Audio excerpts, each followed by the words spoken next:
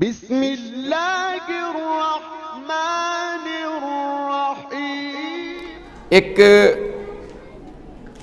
بہت بڑا حیدرآباد دکن نام سن رکھا ہے آپ نے؟ دو حیدرآباد ہیں، ایک پاکستان کا حیدرآباد سندھ، اور ایک حیدرآباد دکن انڈیا کے اندر ہے۔ دونوں میں مولا کے قدموں کے نشان ہیں، اسی لیے دونوں شہروں کا نام ہے حیدرآباد۔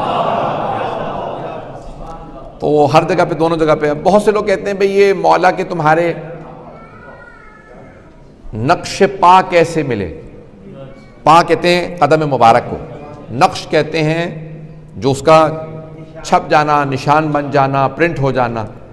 تو معجزات میں سے محمد و آل محمد کے ایک معجزات میں سے معجزہ یہ ہے کہ بعض اوقات ریت پہ، مٹی پہ قدم رکھتے تھے، نشان نہیں بنتے تھے، اور بعض اوقات چٹانوں پہ قدم رکھتے تھے، نشان بن جاتے تھے۔ یہ معجزہ تھا ان، تو چٹانوں پہ بھی نشان بن جاتے تھے۔ پوچھا کچھ صحابہ نے، یا رسول اللہ آپ بعض اوقات ریت پہ چلتے ہیں نشان نہیں بنتے، بعض اوقات چٹانوں پہ نشان بن جاتے ہیں، تو آپ نے فرمایا مجھے اختیار ہے، جہاں چاہوں میرا نقش رہے، جہاں چاہوں نقش نہ رہے۔ جسے قدموں پہ اختیار ہے اسے دلوں پہ کیسے اختیار نہیں؟ ہم ایسے رسول کے ماننے والے ہیں، ہم ان کی آل پاک کے ماننے والے کہ حیدرآباد دکن کا ایک بہت بڑا نواب تھا۔ نواب تو سب سمجھتے ہیں، بادشاہ تھا، راجہ تھا، جو بھی کہہ لیجئے، تو اردو میں کہتے ہیں نواب۔ اس نواب نے فارسی میں ایک مصرع کہا، بذرِ گر نظر لطف بو تراب کند۔ اگر بو تراب یعنی جناب مولا کائنات کسی ذرے کو اپنی نظر کرم کر دے، یہ اس نے پہلا مصرع کہا، بذرِ گر نظر لطف بو تراب کند۔ اگر جناب بو تراب کسی ذرے کو نظر کرم کر دیں، یہ پہلا مصرع کہا، دوسرا مصرع نہیں آ رہا تھا۔ سوچتا رہا دوسرا مصرع کیا لکھوں۔ اس نے سارے حیدرآباد میں اعلان کر دیا، کوئی عالم، کوئی شاعر، کوئی خطیب، کوئی ذاکر جو مجھے دوسرا مصرع لا کے دے گا میں اسے انعام دوں۔ اب وہ نواب تھا، اعلان کیا، سب کوشش کرتے رہے، کسی کو دوسرا مصرع نہیں آیا، اسی وزن کے اوپر دوسرا مصرع کہے، تو سب لکھتے رہے، کوشش کرتے رہے۔ اس نے 13 رجب کو جناب مولا کائنات سے کہا، مولا اگر مجھے کوئی بھی آدمی اسی میرے مصرع کا دوسرا مصرع بتا دے تو میں اپنی بیٹی کی شادی اس سے کر دوں۔ نواب صاحب نے نیت کر لی کہ راجہ نے، بادشاہ نے کہا، امیر ترین آدمی، میں اپنی بیٹی کی شادی اس سے کر دوں۔ ایک ایرانی طالب علم تھا، سید تھا بیچارہ، غریب، فقیر، نادار، کہاں نجف میں تحصیل علم کر رہا تھا۔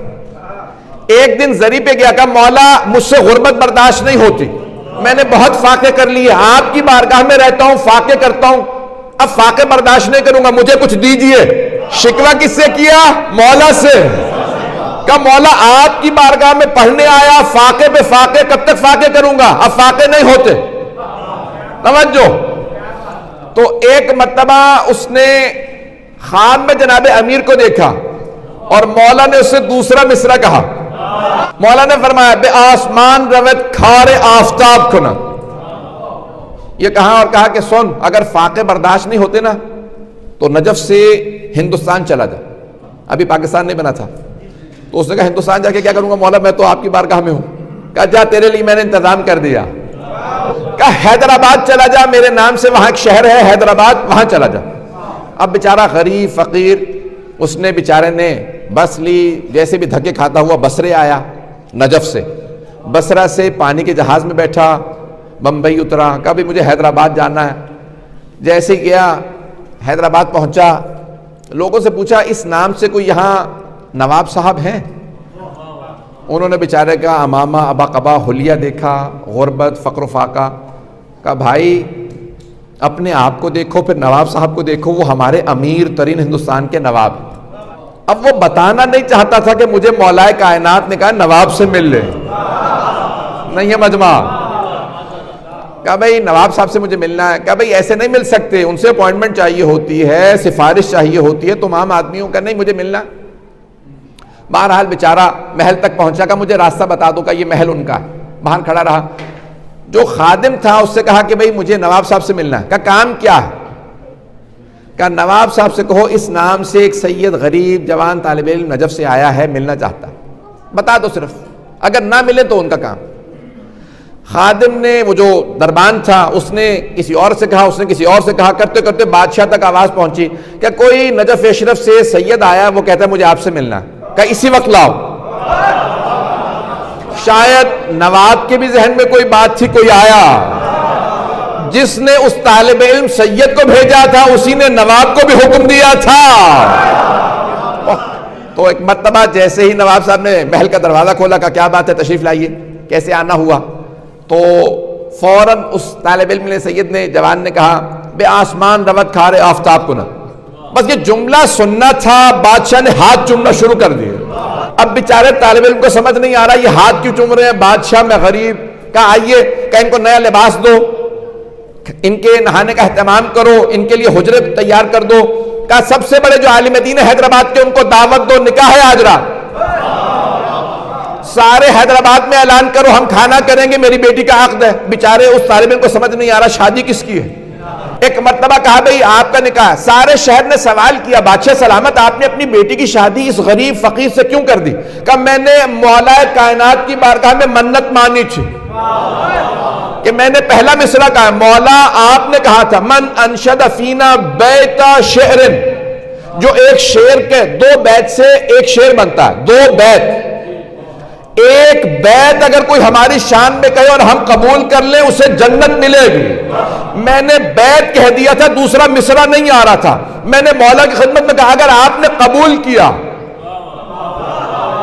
تو مجھے دوسرا مصرع سکھا دیں, مجھے دوسرا مصرع نہیں آیا. کہ مولا اگر آپ نے قبول کیا کوئی آدمی بھیجے جو میرے مصرے کا دوسرا مصرع کہے, میں اپنی بیٹی کی شادی اس سے کر دوں گا. کہ اس طالب علم نے آ کے میرے اس مصرے کا دوسرا مصرع کہا. سارے دربار نے پوچھا مصرع کیا تھا؟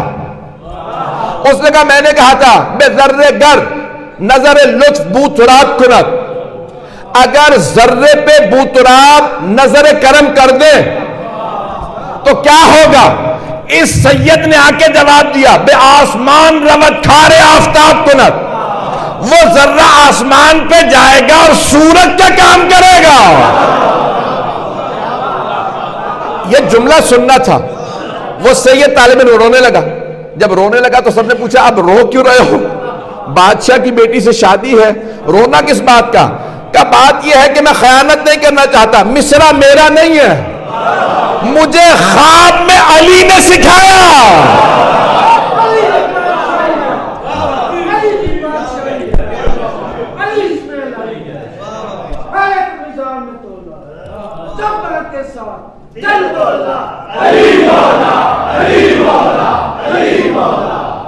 اور فرمائے جانے کے رہا واقعاً اگر جناب مولا کائنات ذرے پہ نظر عنایت کر دیں تو پھر وہ واقعاً آسمان پہ چڑھ جاتا ہے اور آفتاب کا کام کرنے لگتا ہے.